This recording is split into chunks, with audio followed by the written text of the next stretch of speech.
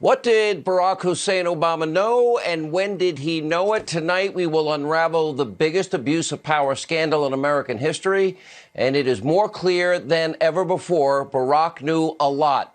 How much? We're going to dig deep tonight. Also, how involved was the former president in deep state spying, Russian disinformation, prosecutorial misconduct, unmasking, weaponizing intelligence? All roads now lead right into his Oval Office. And breaking just moments ago, acting DNI Director Rick Grinnell is now seeking to declassify any Obama officials involved in the illegal unmasking of General Flynn. We will explain. This is a huge development. Also, Chuck Todd, he got caught red-handed manufacturing fake news. Shocker. Humpty Dumpty, fake news. CNN is having a meltdown, and the Communist Party of China is trying to steal our COVID-19 vaccine research. And a 300% jump in sidewalk homeless camps in San Francisco is now causing a massive outbreak. Nancy, maybe you could bring some ice cream or build a homeless shelter with all your rich friends and your multi-million-dollar mansions in your gated community. But we begin tonight with our top story, and that is President Trump is calling it OBAMAGATE. Now, Flynn attorney Sidney Powell is accusing the former president of participating in a plot to frame General Flynn. And tonight, huge news. Acting DNI Director Rick Grinnell is now vowing to declassify the names of any Obama official involved in the unmasking of Lieutenant General Flynn during his foreign surveillance. This is a huge development. Now, keep in mind, the Obama administration has long been accused of improperly unmasking Flynn and others in order to gain a backdoor to spy first on the Trump campaign, then his transition team, and then later his presidency. Deep into his presidency, as A.G. Barr has said. Now, this comes as newly released interview transcripts from the Intel committee that the congenital liar Schiff was hiding show that Obama had an unusual interest in the case against Lieutenant General Flynn. Now, by January 4th, remember, 2017, is only a mere 16 days before the president is inaugurated. The FBI's Russia collusion investigation, they found zero derogatory material on Lieutenant General Flynn. His case was all but closed until FBI leadership, in a panic, demanded that they reopen it. And on the very next day, January 5th, 2017, then President Obama held a meeting with all of his top intel and security officials. That would be Clapper, Brennan, Comey, Rice, Yates, Biden, and others. And after the meeting in the Oval Office, he then pulled both FBI Director James Comey and the Deputy Attorney General Sally Yates aside for the purpose of discussing Flynn. Now we know from the testimony released late last week that Sally Yates testified she was shocked to learn that Obama had complete intimate knowledge of Flynn's wiretap phone calls. I'd say illegally, probably. On January 20th, 2017, in the final hours of the Obama administration, remember, National Security Advisor Susan Rice, remember, she went back. She sent herself a very unusual email. In what is a blatant CYA maneuver, she referenced the president's January 5th meeting in the Oval Office. This is on January 20th, 15 days later, and said that Obama said he wanted all the investigations to be done by the book. Said it 15 days ago. Why are you writing this on Trump's inauguration day? Why is Susan Rice memorializing a meeting about Flynn in the Oval Office? Do everything by the book, Obama said. Can it be any more obvious that the person that lied on 5 Sunday shows about Benghazi was scared to death that Obama's plotting and scheming would soon be exposed? Now, in the days and weeks to come, Comey's FBI took unusual, aggressive, and frankly unethical measures to persecute General Flynn, 33-year vet, knowing he was an innocent man. Comey, McCabe, Strzok co-ambushed General Flynn at the White House on day 4 of the new administration. By the way, he called over to the deputy FBI director, McCabe, and McCabe, he advised General Flynn that he did not need a lawyer present. He knew better. They significantly altered his original 302. We now, as of late last week, have that evidence. And then they turned the screws on General Flynn.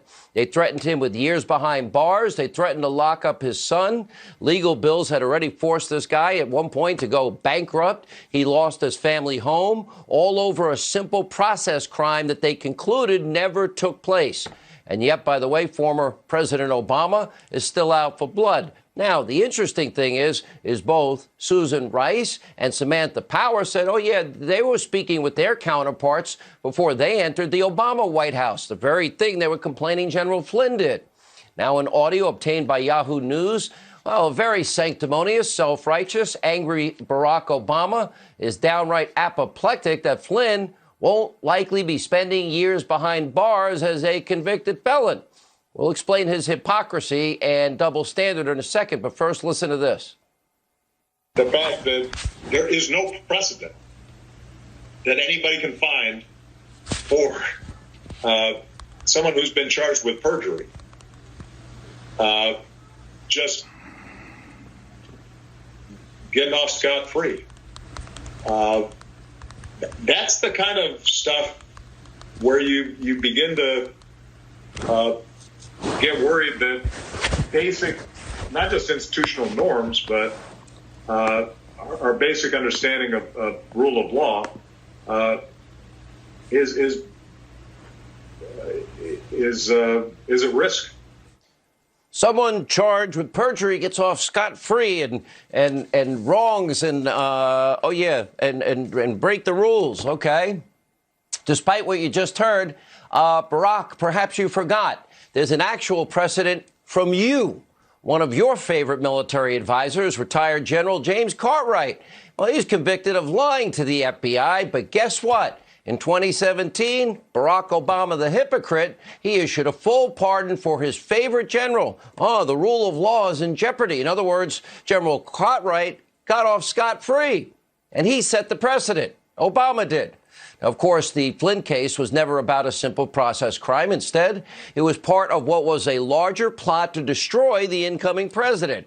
Look at the timeline. August 15, 2016. Peter Strzok, he compared that to an insurance policy in the unlikely event that Donald Trump wins the election. September 2nd, 2016, his lover, Lisa Page, texting Peter Strzok, President Obama, quote, wants to know everything that we are doing.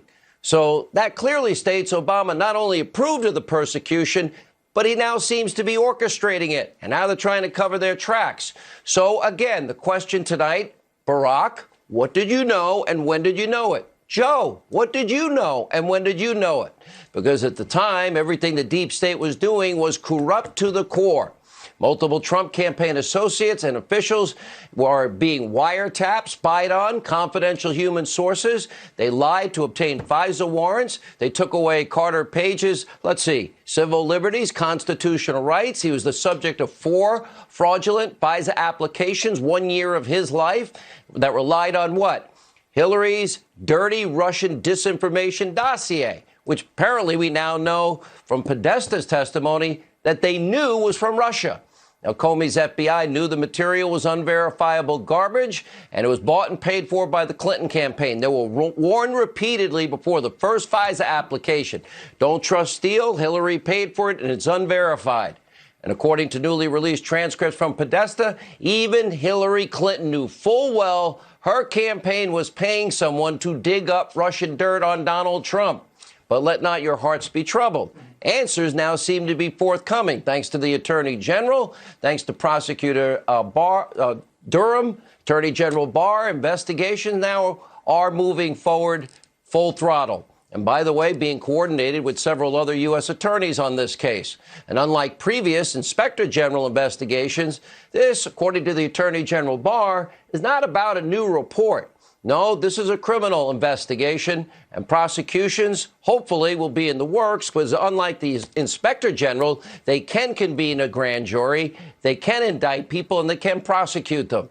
And tonight, many current and former officials, they have reason to be worried. My source is telling me tonight that some of them have now lawyered up with the biggest names and most expensive lawyers in Washington, D.C.